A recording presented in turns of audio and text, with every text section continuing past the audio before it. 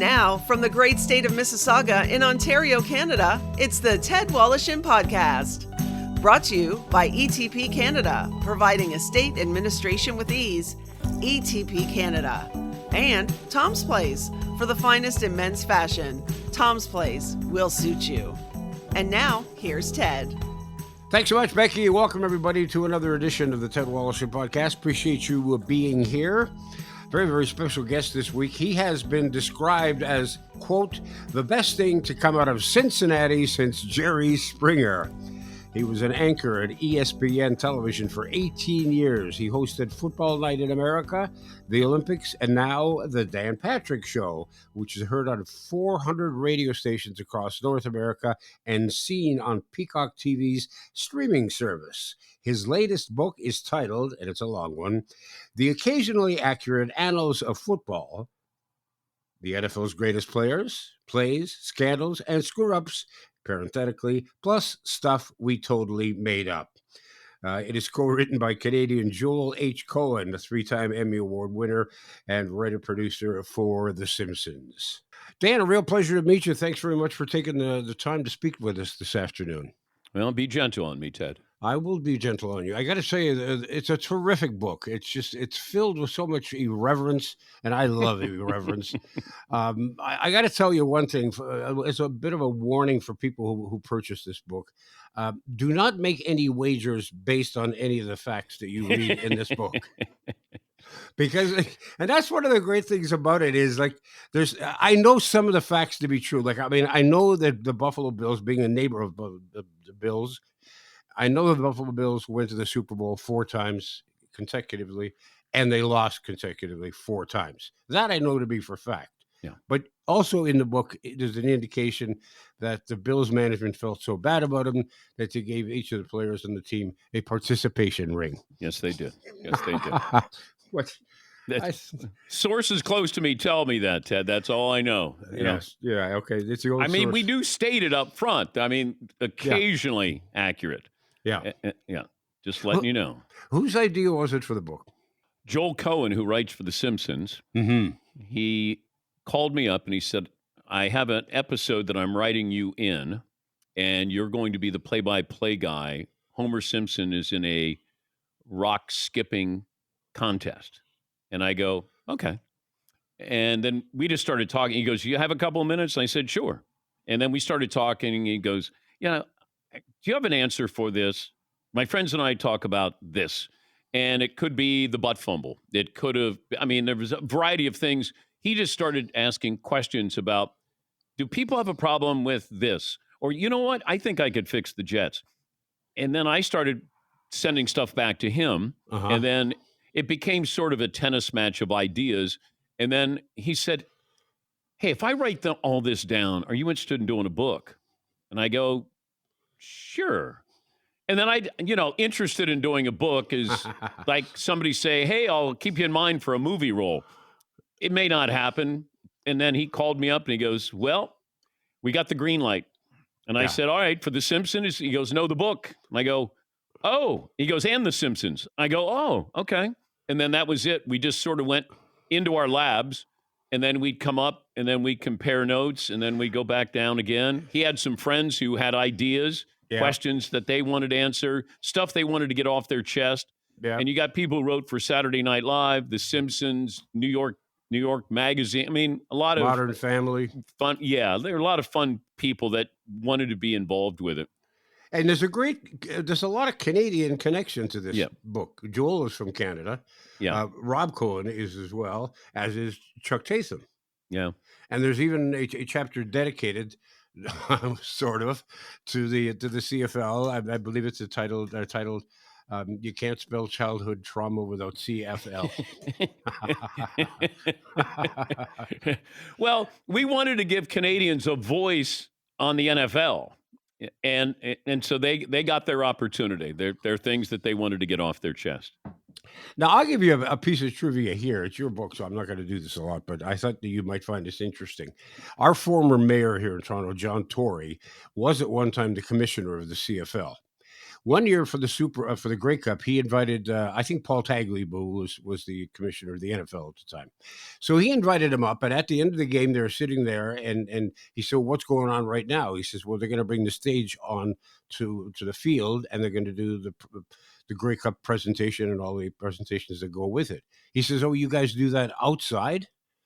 He says, "Yeah." He says, "Well, because we always do it inside." And it was like a year or 2 years after that the NFL started doing the Super Bowl presentations, of which you were part of many times, Yeah. outside. Yeah, I was trying to think if I ran into any weather issues. Tampa was not a problem. I think I was indoors on a few of those. It's a blur because it happens so quickly. When the game ends, you get up there, and your job is basically in front of 100 million people. Don't screw up. Yeah. Just keep it going. Don't screw up. And then you get off stage, and then that's it. Then it's over. You spend all this time thinking about it, but it's one of the proudest moments that I've ever had in my career, because if you would have said, this kid from this small town, we were a village. We weren't even a town, and he's going to hand out the Super Bowl trophy. I didn't tell anybody in my family the first time I did it. Steelers, Cardinals, great ending. And I didn't tell them because I thought, let me just let them watch it live. And all of a sudden realized that I'm up there handing out the Super Bowl trophy. And I just remember that I have 6 brothers and sisters, and they all got emotional. Man, it would have been nice if Dad was still alive, like that, those kind of things. Yeah. And I just remember, when I have a broadcasting school in Orlando, Florida, and I always tell the students, you don't have to take no for an answer. We take no for an answer. That doesn't mean you have to. Keep dreaming. Don't be afraid to dream. And if you would have said you're handing out the Super Bowl trophy one day, I would have said, no way. And then I got to do it 4 more times. And was it a difficult decision for you to walk away from the NFL, from your NBC gig? No, because I was working 5 days a week, and I wanted to be truly invested in my radio show. Yeah. And while I loved working for NBC and the NFL, I was working 5 days, and then I'd go in on Sunday at noon, and I'd get out at midnight, and then I'd have to turn around. And I thought I was kind of cheating both ends, and I didn't want to do that. I'd rather try to do something great than do 2 things good or very good. And but I did it. I enjoyed it. But I'm done. Like the Olympics. I wanted to host the Olympics a couple of times. I was able to do that. But it comes back to, if you're in this business and you're going to be successful, chances are you got to be selfish. Yeah. And that meant being selfish in regards to my family. And 4 kids, and I'd done enough. You're always going to keep moving forward. That's what we do in this business. And I finally, I got to a stop sign and I stopped. Right. But if your buddy Adam Sandler called you and said, "Hey, I got another part for you in my next film," you got time for that? Yes, I do. I always have time for Sandman. But he doesn't keep me there very long, though, Ted. Yeah. Because he knows that I can't stay for a week or 2. It's usually 1 or 2 days. And he'll write something specific for me or have me in mind. And I think I've been in 20 movies now. Wow. And he wrote the foreword to the book, or as you refer to it, whatever the hell that is. Well, he didn't know what it was. I said, "Hey, would you write the foreword to my book?" He goes, "Danny, what's a foreword?" And I said, "No, it's right before the start of the book, you write something." And he goes, "What can I write about?" I said, "Write about your love for the Jets or how much you hate the Patriots." Yeah. How long does it need to be? As long as you need, to give, send your message. And then he sent it like 2 days later. And I said, "Thank you, Sandman." It's a very funny introduction. It's a great way to start off the book. There are a lot of little jibs and jabs against various teams, but it stuck me as I was about halfway through the book, thinking to myself, now, is it Joel or is it Dan that has this real hard-on for the Detroit Lions? I appreciate the Lions. Barry Sanders has been a friend for 30 years. I grew up a Bengals fan. so I can identify with the Lions' pain. Yeah, I guess. But we've gone to Super Bowls and played 3 of the closest Super Bowls ever. We even lost a Super Bowl in Detroit. Yeah. But no, I don't have a problem with the Lions. I mean, let's put it this way: everything was on the table. Everybody was on the dartboard. It wasn't like we go, No, I know. Yeah, can't make fun of that team or that team. It was like, hey, if you have a good line or a good angle, great. That's all we cared about. No, and I agree, and I don't mean that there's any personal vendetta attacks against it, but you don't come up short when it comes or for that matter, the New York Jets. Yeah. I don't have a problem with the Jets. I covered them back in the 80s for a few years, Mark Gastineau days. But no, I don't play any favorites. I don't have a favorite team. When I started doing sports full time when I was at ESPN, I shed my Cincinnati roots. And, did I want the Bengals to win the Super Bowl? I wanted them to win the Super Bowl for their fans, but I was just rooting for a great game. That you can tell that I just want content. I want a storyline. And were the Jets really named after their proximity to, as you call it, the world's worst airport, LaGuardia? That's what we're going with. I mean, you've been to LaGuardia, haven't you? I have been to LaGuardia. Yeah. Okay. Yeah. It feels like that's where people go and get lost, and we don't see them anymore. It's like the Bermuda Triangle of airports. It would be New York. Yeah. Okay. Yeah. Let's. I want to, because the book is broken down in. Well, first of all, you got all these terrific contributors that we mentioned. I mentioned at the outset before you showed up, and they all wrote chapters, little inclusions, and including the bit about the CFL, and then you talk about the various decades, and then you talk about the various teams and some of the team names. I mean, so many teams went. I mean, Oakland's got to be the weirdest of all of them. I mean, there are Oakland Raiders, there are LA Raiders, there are Oakland Raiders, there are Los Angeles Raiders, or Las Vegas Raiders. And I mean, it's just, how do you keep up with some of this stuff? And Robert Irsay moving his team in the middle of the night, literally in the middle of the night. Yeah. That's a true story. Yeah.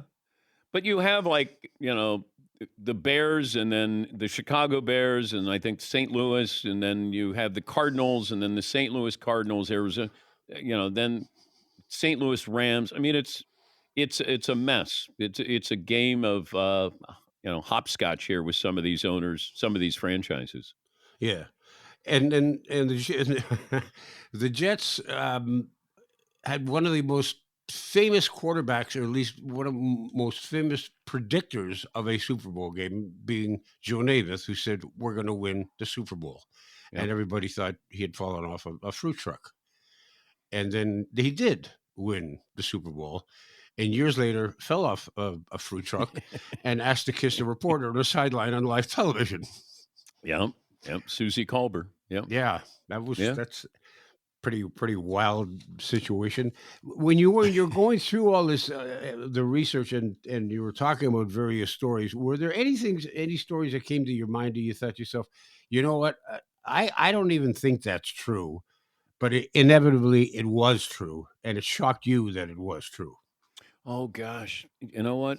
It's been such a long time ago that we put it all together. There were a couple of, I'm trying to think what they are. I can't think of them off the top of my head, but there were a couple where I went, God, I didn't even know that. And I'm pretty good with trivia, but there were some things that actually turned out to be true that we put in the book where I didn't remember that actually happening. Yeah. There's one reference that you make to, well, not one reference, but there's a piece on kickers. It says, indeed, they are athletes and they are geniuses. And why are they geniuses, Dan?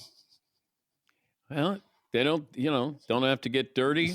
Pretty good gig that they have, just go out there, when they don't get hurt in practice. I mean, there's a lot of good things about being a kicker. I think we look at the bad things, but they can win games. With a kick, they can be the hero. And these are guys that aren't, if they're in a lineup, you'd never know what they did for a living.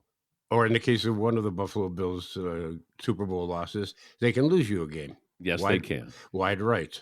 But that I felt bad for Scott because So did I. I mean that was and I was there. That was a failure by the Bills to figure out the Giants. The Giants' game plan was brilliant.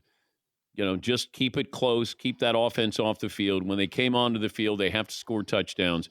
And then you're going to have Scott Norwood go out there for, a 48, 49-yard field goal on natural turf with the Super Bowl on the line. Mm-hmm. That's an awful lot. Awful lot. Yeah. That was pretty painful. And the words wide right, I don't think you could speak that. Anytime I cross the border, I always say to my friends, eliminate those two words from your vocabulary, because if we're caught in a bar eating chicken wings and somebody hears you say wide right, they'll break your neck. Well, I know Florida State had that problem with Bobby Bowden with his kickers. I think they had some wide right as well. But you're in Canada with Buffalo Bills fans, and that's their adopted team. I could certainly understand that. Yeah.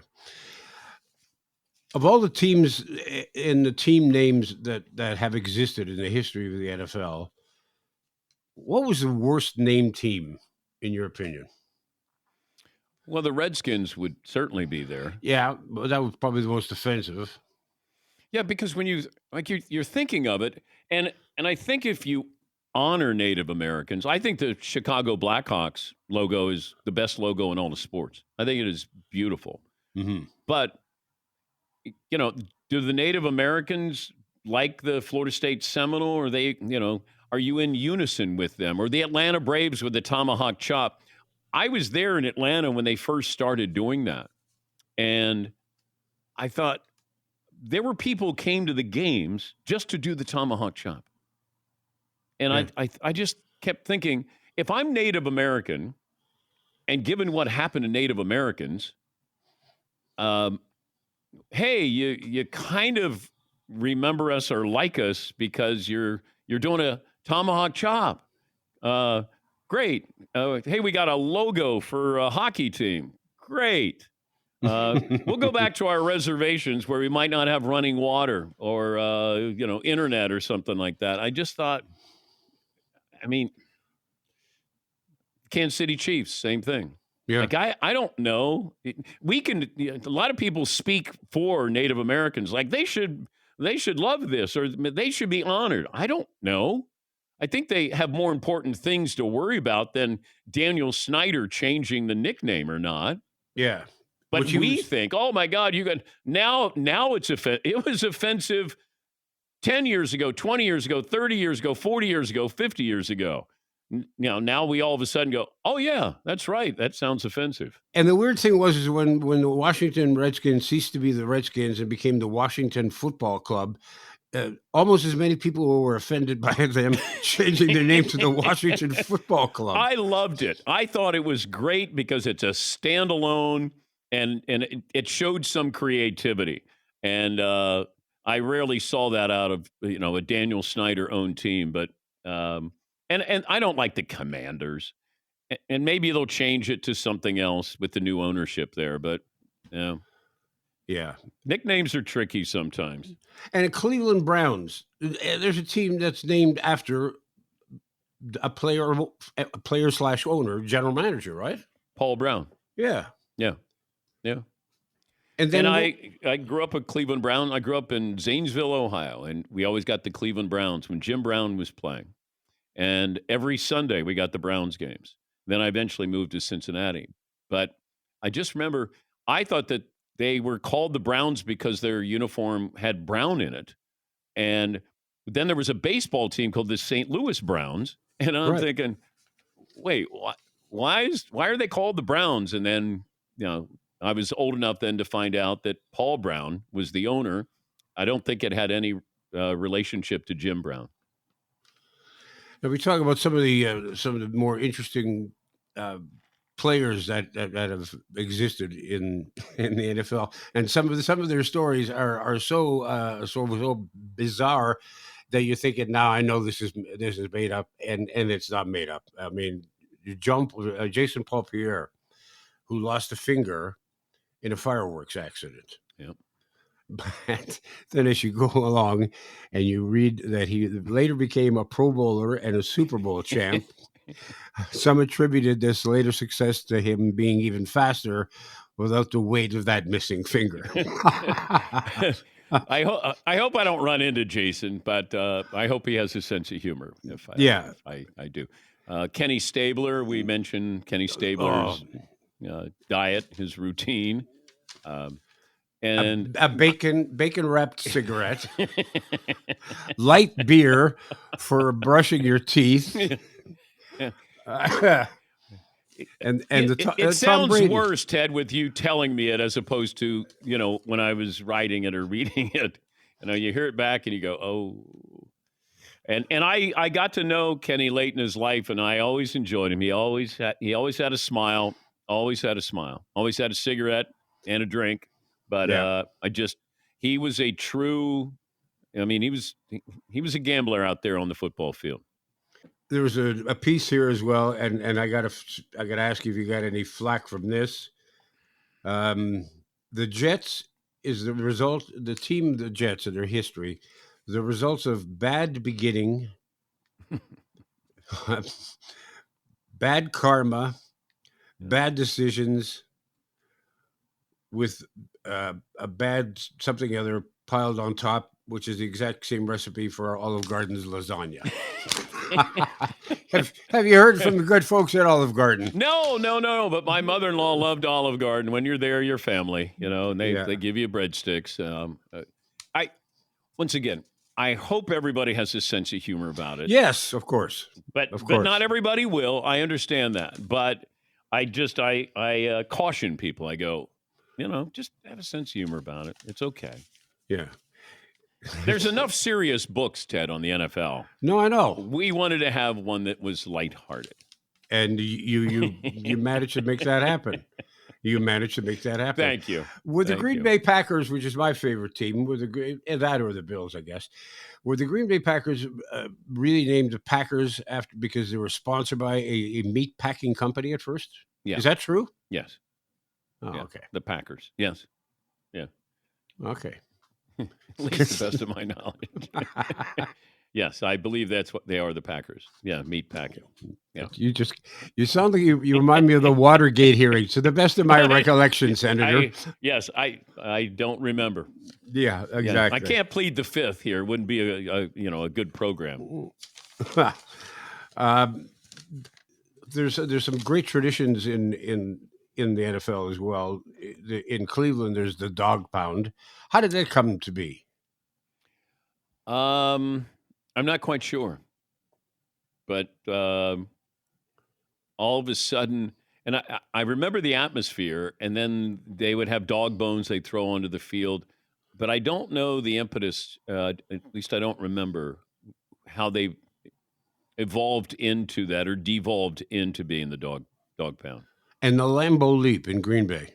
Yeah, that was Leroy Butler. I think he was the first one to do the Lambeau Leap.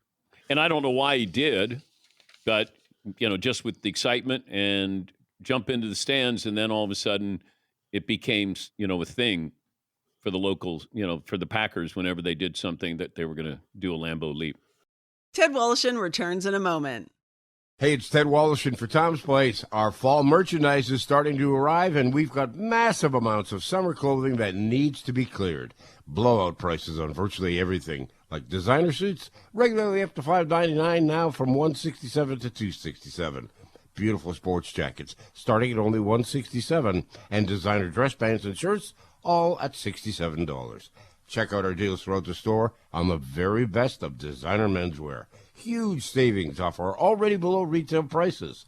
If you need a suit for an upcoming wedding or any special occasion, we are Toronto's one-stop suit shop. For the finest outfit for every occasion, there is no better time to find the perfect addition to your wardrobe. Tom's Place is open daily, 11 to 6 weekdays, 10 to 5 Saturday, and 12 to 5 on Sunday. Visit Tom's Place, 190 Baldwin in Kensington Market. Tom's Place will suit you. Have you been tasked with the role of a state executor or expected maybe in the future you will be? Well, if so, let me make your life a lot simpler by introducing you to my friend Debbie Stanley. Debbie is the founder of ETP Canada. They specialize in estate administration. Their goal simply is to help Canadian executors understand their role and how to deal with the loved one's estate. Let's face it, there's no school for this, but ETP Canada offers services such as executor support, estate accounting, and they have a new online course called Executor Ready. It's an engaging video designed to make estate administration easier and affordable. And those are two comforting thoughts during a stressful time. So call Debbie Stanley at 1-866-309-0387. That's 1-866-309-0387. Or you can get her at info@etpcanada.ca. That's info@etpcanada.ca. Now back to Ted Wallachin. My guest is author and broadcaster Dan Patrick. His latest book called The Occasionally Accurate Annals of Football, the NFL's greatest players, plays, scandals, and screw-ups, plus stuff we totally made up. We talked about the Super Bowl briefly a few minutes ago, and I've often wondered where they came up with this name, the name for the Super Bowl. And from what I read in the book, you don't know the answer to that either. Well, they came up with it with Lamar Hunt in the AFL, and I think one of his kids had a Super Bowl. And then I think he took the first two Super Bowls weren't named the Super Bowl. No. But I think Lamar Hunt suggested to Pete Rozelle to call it the Super Bowl. And I think that's based off the Super Bowl that one of his children were playing with. Because I would have thought, I thought it was taken from a sort of a derivative of college bowl games. Yeah, like it could have, but they put super because of Super Bowl. Yeah. And I think that they made it Super Bowl. I don't know what the other options were, but I know that Lamar Hunt was responsible for that. And Lamar Hunt tried to get a franchise in the NFL, placed in Dallas, and was turned down. Yep. And then started the AFL. And it's kind of to rub salt in his face or sand in his face. They then granted a franchise the next year to Dallas. Man, the NFL was ruthless. The NFL is ruthless. I love the AFL. I loved that style of football. It was wide open. It was fun. You had a lot of athletes who came from the historically black colleges and universities, and they got an opportunity to play. A lot of them, the Kansas City Chiefs or the Pittsburgh Steelers. So you had these teams that had wide open styles, and I just loved, like the Chargers. First time I saw the Chargers in person. John Hadle was the quarterback. You had Lance Allworth, Gary Garrison, Dickie Post, and those colors, they came onto the field, and I was like, I like that team. Yeah. I don't know if they're any good, but I like that team. And it's no surprise that the AFL had some teams absorbed because they had a lot of talent. Some of the more colorful people, characters and peculiar characters, one of them comes to mind was Chad Johnson, who played for Cincinnati, who at one point decided to change his name to Ocho Cinco, which is Spanish for 85, which was his number. Yep. So he actually did change it to Chad Ocho Cinco. Yeah. Now, was he a product of the XFL or the USFL, one of those breakaway leagues? Not that I'm aware of. I think he came out of Oregon State, but I just remember he was talented and he could talk, and then it felt like later he did more talking than talent, but he was still a draw, and he was a very, very good wide receiver during his time.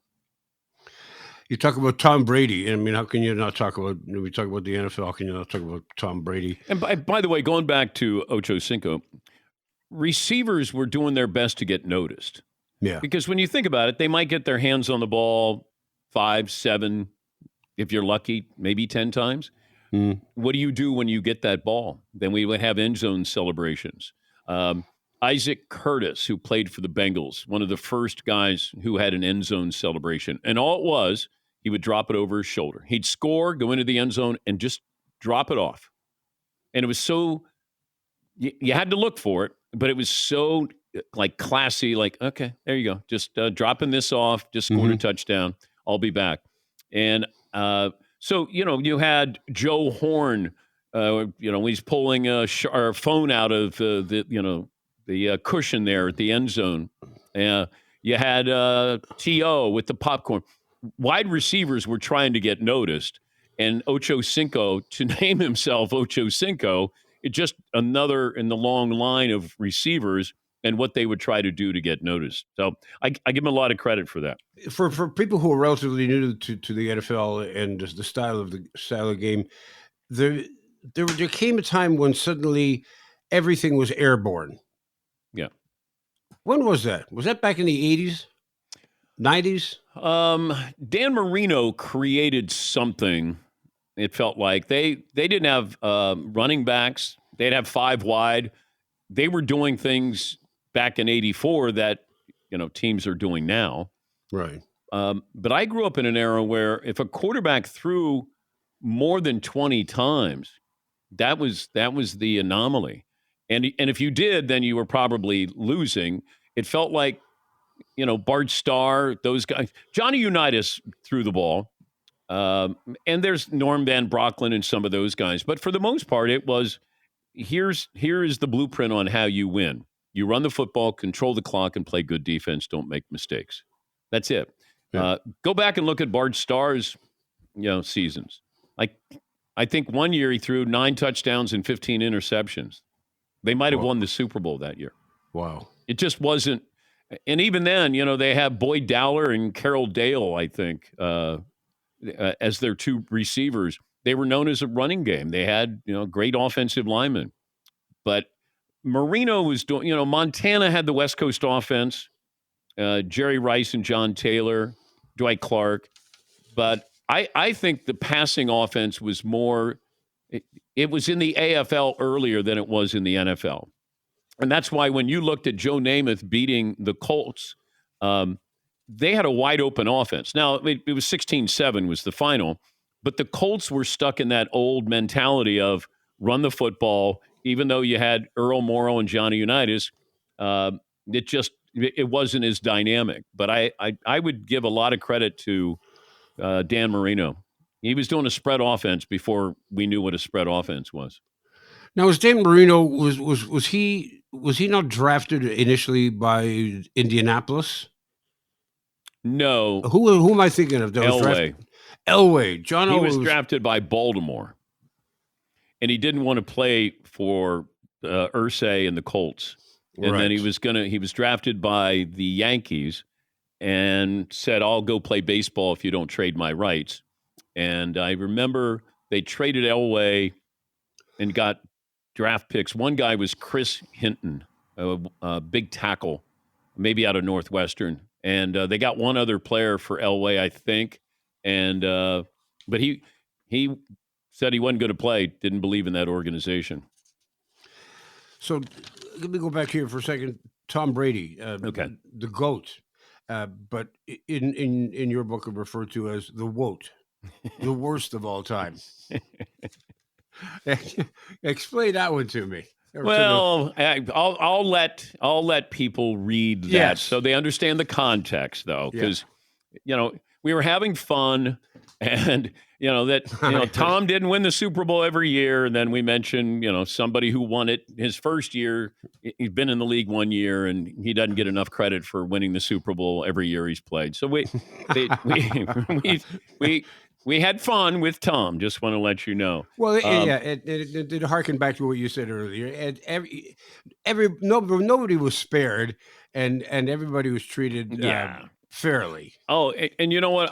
The more I think about the Cleveland Browns, the dog pound, I think they had a guy who was his name. He was Dog I may have been Dog Pound. He was something like that. His name John Thompson or something like that. I think that's how it was. It became the Dog Pound, I believe. I could be making that up, Ted, and you know what? It would fall right in line with the book. Bill Belichick was hired by a team and coached. Didn't even coach for a team, but he was with them for one day. Yeah, tell me that story. Well, he was with the Browns for a while, but the whole Jets and the Patriots thing. Yeah, I think he just got cold feet, or maybe realized, what am I doing? And that was it. But I have no relationship with Bill Belichick. I've met him once, and I was on the podium when they won a Super Bowl, maybe twice, but I don't remember anything really about it. But I think I've heard you talk on your show about trying to get him on your show, though. Well, yeah, and we did it under the umbrella of let's talk about Navy football, because he loves the Naval Academy. And I said to the PR person with the Patriots, we'd love to have Coach on. We won't ask him about anything other than Navy football. And then he went back to him, and he said he thought about it, but he doesn't want to do it. And I said, all right, that's fine. Because that could have ended up being either one of the greatest interviews or just a complete dumpster fire. No, but when he's talking about something he wants to talk about, he's great. Yeah. I mean, he's very, very effusive, where you go, it's almost like, wow, I've never heard him speak longer than 30 seconds. But if you get him talking about Lawrence Taylor, or get him talking about Naval Academy, or all these different things with him, aspects of football, then he'll talk for a while. And I just thought, let him have the stage. It was Army-Navy weekend. Let him have the opportunity to talk about why he loves the Naval Academy and football and growing up in that environment. Yeah. I just thought it would be I tried to get Bob Dylan on the show this many years ago. And I told his PR person, all we're going to do is talk about the St. Louis Cardinals baseball. That was it. No music, no nothing. Yeah. And then they went back to him, and then I think they might have come back and said, nice try. Like they knew I wasn't, but I would have stayed with that. I would have stayed with the Cardinals and how he grew up a Cardinal baseball fan. And have you done that with any of your guests? Have you said, okay, we're not going to talk about you. We're going to talk about this other part of you, or this thing that you like? It's really rare when I do that, because there's a lot of people, or their PR people, want the questions in advance, and we never do that. Yeah. And even if they say, hey, he'll come on or she'll come on, you can't ask about that. And I always say, you can ask me to not ask about it, but I can't guarantee you that I won't bring it up. But I'll bring it up in a professional way, and you have my word on that. I don't do gotcha. No. But I still think you can get to the point that you want to get to without doing, did you do that? Why, yes or no, like Mike Wallace in 60 Minutes. I'm like, that's not how you ask questions. Yeah. But I know Dylan was the only way I was going to get him is if I did something different. Belichick, the only way I would get him. And I thought it was interesting. It would have been interesting to have him really wax poetic on the Naval Academy. And it wouldn't have been, you're afraid to ask him about Deflategate or any, Spygate or any of that. I would tell my audience up front, I'm having him on for this reason. Yeah. And that would be it. And, I would hope that they would understand, because I am sort of the middle person, the liaison to what they may want to ask to the person that I can ask those questions to. And you always got to honor your audience that way. There's some great, there's a great piece in the book about trash talking. Yeah. And some of the things that may have been said or may not have been said in the pileups. Yeah. Since we're here for a while, can I walk you through the benefits of a reverse mortgage?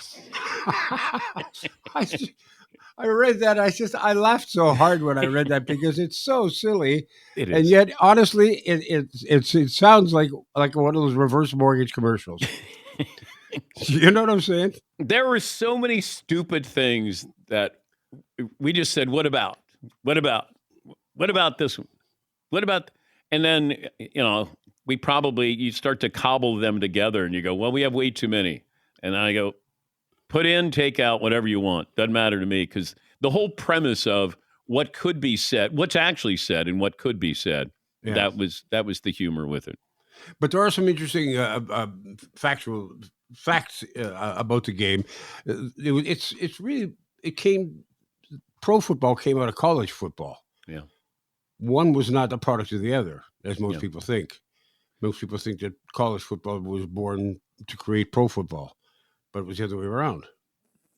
Well, you have so many amateurs back then, and barnstorming, and Jim Thorpe's role, and Byron Whizzer White, and there were just so many people. There were people, players dying playing football in college. Yeah. So you like the evolution of the game, where you look back on what they were wearing. My father played without a face mask. He broke his nose 9 times playing football. Oh, but you're seeing what they were. Even helmets back then, that when they had a face mask. I mean, Joe Theismann had the one that barely covered, maybe his lower lip and to his chin. Yeah. But it was a 1 bar there. Yeah. Guys just didn't. They thought that impeded the progress of being able to see, and now you got visors on these guys, and at one point they used leather helmets, right? Yes, yeah. And then it is pointed out in the book, and the reader can decide whether this is factual or not. Rydell Company came out with a plastic helmet, and they thought this is a great idea, but since the war was on, plastic was short, they had to hold back on that. And so, once again, because of the Nazis, more concussions were caused. That's my story, and I'm sticking by it. Yeah. Well, yeah. I think you're okay insulting the Nazis. I don't think you get a lot of mail on that one. The Super Bowl, again, going back to the Super Bowl. Why is it? Why Roman numerals? Why is it Super Bowl XVXL? I don't know. I'm not sure. I remember seeing it, but I don't remember why it caught on that we had to do Roman numerals. I don't remember. Because you point out that the only one that made any sense was Super Bowl I. Yeah, it's true. Because after Super Bowl I, for somebody who doesn't know what Roman numerals are, how come you think the first year was Super Bowl I, the second year was Super Bowl 11? Yes. What happens to 2 through 10? If you're not familiar with Roman numerals, and I certainly wasn't growing up, then you'd be like, man, I missed some Super Bowls in there. Yeah. 1 to 11. But now we look at it, and then you're trying to go, okay, X is what's 5, V is okay. And then exactly. Figuring it out, and you're like, okay. Yeah. There was a time, and I can't remember what the decades were, but there seemed to be a time there where every Super Bowl was a terrible game. Do you remember that? And people would say, Super Bowls are awful. They're awful. Yeah. They're terrible. Yeah, there would be blowouts. Yeah. And then we went through a string of like 3-4 years where there were all great games. Yeah, I remember John Elway's Super Bowls. They always ended poorly. And then when he got back with Terrell Davis, then he won a couple of Super Bowls. But he'd get blown out. Doug Williams had that big game against them. But they ended up, they got roughed up every single time, I think. The Niners, these were all Super Bowls I went to as well. And I just remember that the Niners in New Orleans against the Broncos, that didn't end well for John either. But then we started to have what felt like this was the NFC versus the AFC, or NFL versus the AFL. Like, we always thought that there was a big discrepancy in talent. Maybe with the NFL and the AFL, that proved to be otherwise. But I think there was a time when the NFC was just better than the AFC, and and we always treated that team that lost the Super Bowl like they were the worst team in football if you ended up losing by, 28 points. You were the second best team in football, but because you got blown out in the Super Bowl, you were the depths of degradation. You should have taken your right to vote away. Yes. What about the tech? You talk about the technology and the as we see it on the screen, watching it on television, you see the first down line.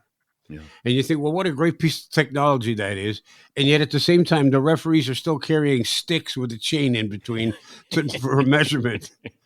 Like, what is that all about? Yeah. We still have two grown men with sticks and a chain that keeps them intact. And that's how we measure for 10 yards. Seems a little archaic. We've had so many advances, and then you still come back to you got to have those guys on the field. Yeah, it does seem a little bit archaic. What about players wearing microphones? I like it. I mean, I like the dialogue. I like the sound of it. And TV wants to bring you closer to the game. That's their goal. How do I make you closer to the game? Feel like you're part of the game. You hear it. You feel it. You sense it. And I feel like when you mic up these players that you get that. And but you can't do it in real time because you don't know what the language is going to be. But I like when they bring something back and then you get to hear what actually the conversation was, the dialogue between players or a referee or a coach. Eli Manning and Peyton Manning have managed to do great things after their careers. Mm-hmm. And they come from a football family. Archie Manning, their father, was quarterback for New Orleans, I believe, right? Yeah. It didn't do much. And the two boys both won Super Bowls, two Super Bowls each. Yeah. And which you point out in the book, they used to razz their father with. Yeah. Yeah. Something you've never done, Dad. Yes. I'm sorry, Dad. I have two of them. How many do you have? Although, here's one for you. Archie Manning is the first college quarterback to throw for over 300 yards and rush for over 100 yards in a college football game. And he did that on this day against Alabama and lost 33-32. Wow. There you go. Because Arch was an athlete. Arch was a true athlete, whereas Eli and Peyton, not as much. Did anybody ever get an honest answer out of Peyton Manning about Omaha? Where that came from? When he's using it as an audible? I don't know why Omaha, from the standpoint of all the things that you could pick out. Peyton didn't like that these microphones on the field were picking this up because he didn't want anybody to. He's so secretive, so detail oriented that these quarterbacks don't like you picking up their signals and then being able to decipher something a little bit more out of it. But I know that when I had asked Peyton about it, and he would just say it was just a name. I just started saying it. But I didn't even know because I was curious. Omaha, so it's three syllables, and I didn't know if you're calling an audible. Does it matter if it's one word or two or it's got three syllables? But he said you're thinking too much about it. Probably just popped into his mind and then saw that people were using it. Well, sometimes you get in a habit that's just how you say it. You listen to Aaron Rodgers call a play. Yeah. It used to be we tried to be deceitful when it's like, all right, 32 scat back Y banana on two, ready, break. Well, these guys get the line of scrimmage. I don't think, it's always like, and then that's it. It's not like your line should be offsides because you call it a play basically the same way. But I remember we would always try to draw the defense offsides like, hut. And that's how my voice actually sounded back then. Hut. But, yeah, these guys, they get in the line. Dan Marino, he would get up there and say, that was it. And that's how you'd call every play. What was the most embarrassing thing you've ever seen happen to a football player or in a football game? Well, I was there for the butt fumble. Yeah. Mark Tell Sanchez. Explain what that is for people who are not familiar with the butt fumble, because it isn't what it is. What you think, what you might think it is. One of his teammates got blown up and knocked back into Mark Sanchez. So the butt of his offensive lineman hit the football, and then he lost the football. That might have been Vince Woolfolk who blew up the play. And I always feel bad for Mark Sanchez because he was just carrying the ball. It was his teammate's rear end that kind of, knocked the ball out of his hands. It's not like Sanchez ran into his offensive lineman, creating the fumble. The butt ran into Mark Sanchez. Yeah. And what about you were talking about kickers? I remember when the NFL record for field goal was 63 yards, I believe. Tom Dempsey, who had a half a foot, right? Yep. Club foot. And he kicked a 63-yarder, and everybody thought, well, that's unbelievable. And that record has now since been surpassed by Justin Tucker, 67 yards, I believe. And Dempsey did it against your Detroit Lions, by the way. My Detroit, they're now my Detroit Lions. Apparently, you were sticking up for them earlier. Yeah, I think that was 1970, and the final score might have been 1917, and Tom Dempsey kicked the 63-yard field goal. Do you think that there's a chapter where they right at the end of the book where you talk about football today, and I think it's said in 2073 or something like that. Yeah. Where Tom Brady is still playing. I know, it's a cheap joke, but we thought, Brady, you never can tell. You never can tell. Well, when they started, when Aaron Rodgers went down about 8 minutes into his career with the Jets, immediately the rumor started circulating. Well, they're gonna go after Brady. They're gonna go after Brady. No, I understand it, but at some point Brady has to say, I've done everything. Let's move on with the next chapter in my life. And plus, can you afford Tom Brady? If you got Rodgers' salary, and then what's Brady going to want? And then what happens if Rodgers comes back from his surgery and wants to play this year? It sounded good because it was great talk show fodder. Oh my God, could Brady come back? Well, I don't know if he's ever going to broadcast a game for Fox. But I was told by somebody who's friends with him, he's not playing football anymore. He's done with it. And I don't even know if it was he'd entertain the idea. I don't even know if it went that far where, hey, Jets are interested. Would you be interested? You know what? Let me sleep on that. I don't know if it ever got to the point where he even they broached the topic or he even entertained the idea. One of the great things about the NFL is, which we don't have in every city necessarily in Canada with the CFL, are the tailgate parties. Yeah.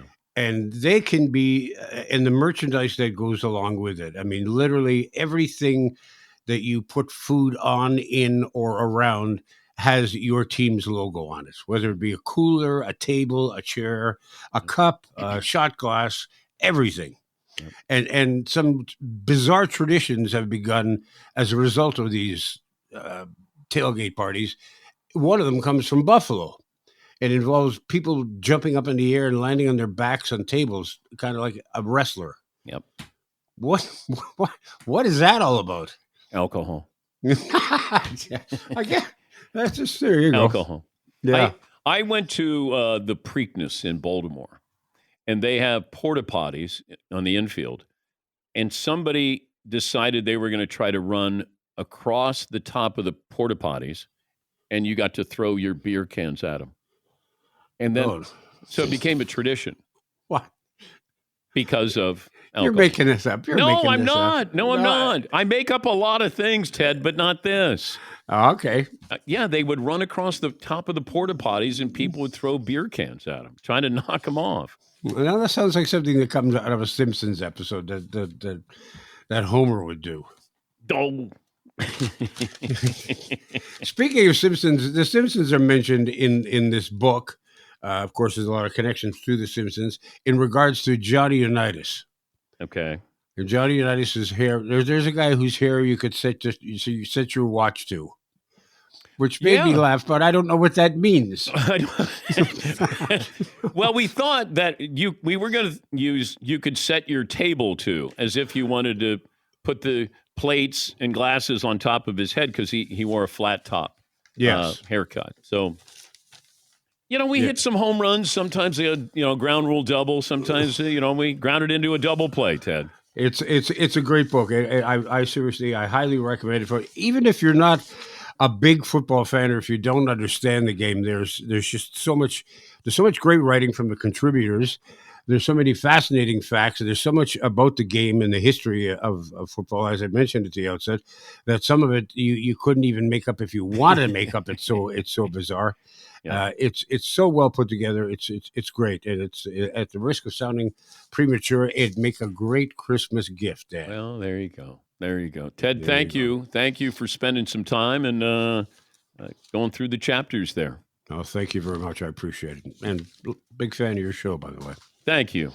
Thank you, Ted. My pleasure. Dan Patrick. That's going to do it for us this week. If you get a chance to pick up the book, once again, it is called The Occasionally Accurate Annals of Football, the NFL's greatest players, plays, and scandals and screw-ups, plus stuff we totally made up. Written by Dan Patrick and co-written by Canadian comedy writer, producer of The Simpsons, Joel H. Cohen. That'll do it for this week. Don't forget to log on to tedwallishin.com and check out all the past episodes of our podcast. And while you're online, don't forget to fill out your organ and tissue donation card. You could change or even save a life. Have a great week. The Ted Wallishin Podcast has been brought to you by ETP Canada, providing estate administration with ease. And Tom's Place, for the finest in men's clothing at unbeatable prices. It's Tom's Place at 190 Baldwin in the heart of Kensington Market. Tom's Place will suit you. The Ted Wallishin Podcast is produced by Becky Coles. That's me. Technical production by Paul Gatt. Music by Bike Thieves. To talk to Ted and for more information on his podcast and our sponsors, go to www.tedwallishin.ca.